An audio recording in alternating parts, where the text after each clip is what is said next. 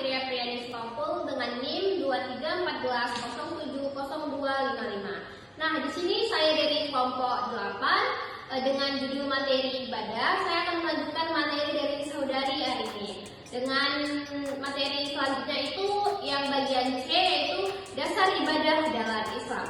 Menurut bahasa, kata ibadah berarti patuh dan tunduk. Ubadiyah artinya tunduk dan merendahkan diri. Menurut Al-Azhari, kata ibadah tidak dapat disebut kecuali untuk kepatuhan kepada Allah.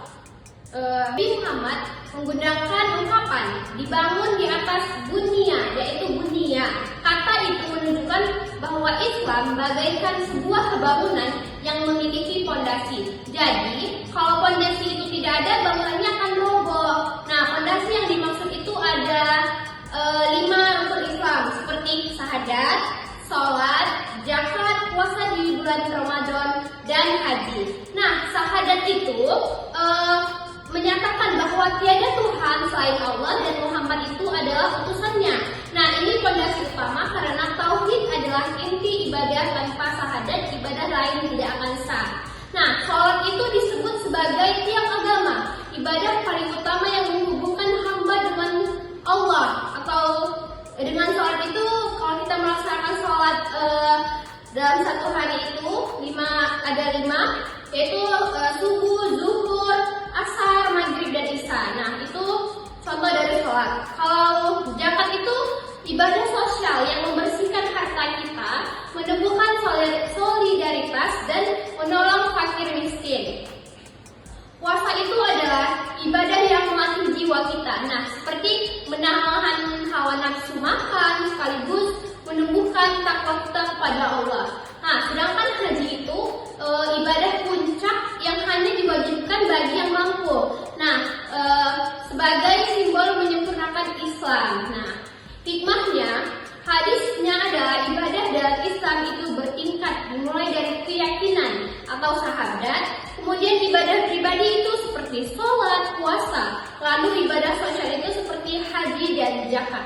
Rukun Islam saling melengkapi, syahadat sebagai dasar, sholat menjadikan hubungan dengan Allah, zakat menjaga hubungan dengan manusia, puasa menjaga diri, haji menyatukan umat. Hadis itu menegaskan bahwa ibadah adalah dasar hidup seseorang muslim untuk sekadar amalan tambahan. Baiklah, di sini saya akan melanjutkan materi tentang jenis-jenis ibadah. Nah, dari jenisnya, ibadah dalam Islam terbagi menjadi 2, yaitu ibadah mahdah. Nah, artinya penghambanan yang murni hanya merupakan hubungan antara hamba dengan Allah Subhanahu wa Ta'ala secara langsung. Nah, ibadah mahdah ini memiliki 4 prinsip. Yang pertama, keberadaannya harus berdasarkan adanya dalil perintah, baik dalam Al-Quran maupun Sunnah. Yang kedua, ada tata caranya harus berpola kepada contoh Rasulullah SAW. Jika melakukan ibadah bentuk ini tanpa dalil, perintah atau tidak sesuai dengan praktik Rasul SAW. Yang ketiga, ada bersifat supra-rasional, yaitu di atas jangkauan akal. Artinya, ibadah bentuk itu ukurannya logika, karena bukan wilayah akal, melainkan wilayah wahyu. Akal hanya berfungsi memahami rahasia di baliknya yang disebut hikmah tasrif. Nah, yang keempat ada ajasnya.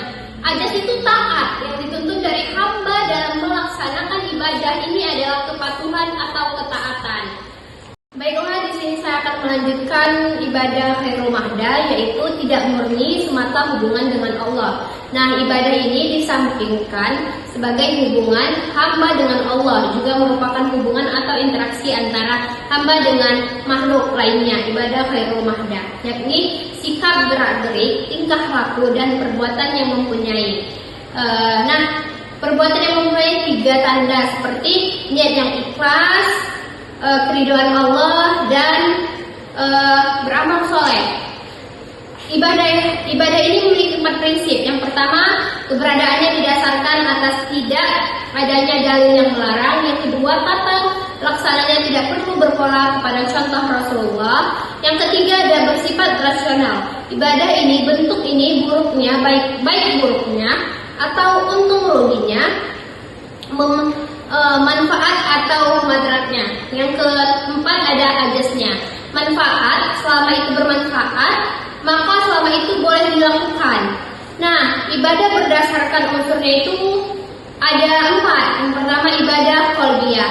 Ibadah qalbiyah itu ibadah hati, di mana ibadah hati itu adalah jenis ibadah yang dilakukan melalui aktivitas hati atau qalbu kita. Nah, ibadah itu mencakup unsur niat yang tulus dan keimanan. Nah, dan pengabdian yang datang dari dalam hati seorang muslim kepada Allah Subhanahu wa taala. Bentuk ibadah ini bersifat internal dan tidak tampak secara fisik. Yang pertama ada i'tiqad, yaitu keyakinan. Yang kedua ada mahabbah, cinta kepada Allah. Yang ketiga ada tawakal, berserah diri. Yang keempat ada dasar dan bersyukur. Yang kelima ada tafakur atau merenungkan. Nah, yang kedua tadi ada ibadah qauliyah. Nah, ibadah qauliyah itu ibadah lisan. Ibadah qauliyah itu adalah bentuk ibadah yang dilakukan melalui ucapan atau perkataan dengan menggunakan lisan kita. Ibadah ini mencakup sebagai bentuk doa, zikir, membaca Al-Quran, membaca tahlil, takbir, sholawat, dan sebagainya. Nah, secara lisan sebagai bentuk pengabdian ketaatan kita kepada Allah Subhanahu wa taala. Nah, yang ketiga itu ada ibadah amaliyah, yaitu ibadah perbuatan. Nah, ibadah amaliyah ini adalah jenis ibadah yang dilakukan dengan menggunakan anggota tubuh atau aktivitas fisik kita sesuai dengan ajaran Islam yang spesifik. Nah, ibadah ini melibatkan perbuatan atau gerakan fisik yang merupakan bentuk pengabdian dan ketaatan kita kepada Allah Subhanahu wa taala. Nah, yang terakhir itu ada ibadah ma'aliyah. Nah, ibadah ini adalah yang dilaksanakan dengan menggunakan harta benda sebagai sarana untuk mendekatkan diri kita kepada Allah Subhanahu wa taala. Nah, ibadah ini mencakup segala amalan yang memanfaatkan harta yang kita miliki untuk tujuan ibadah dan ketaatan kepada Allah, seperti zakat, infak, sedekah, wakaf, dan bentuk pengeluaran harta lainnya. Itu yang diniatkan dengan ibadah ya. Nah, mungkin sekian dari materi saya. Jika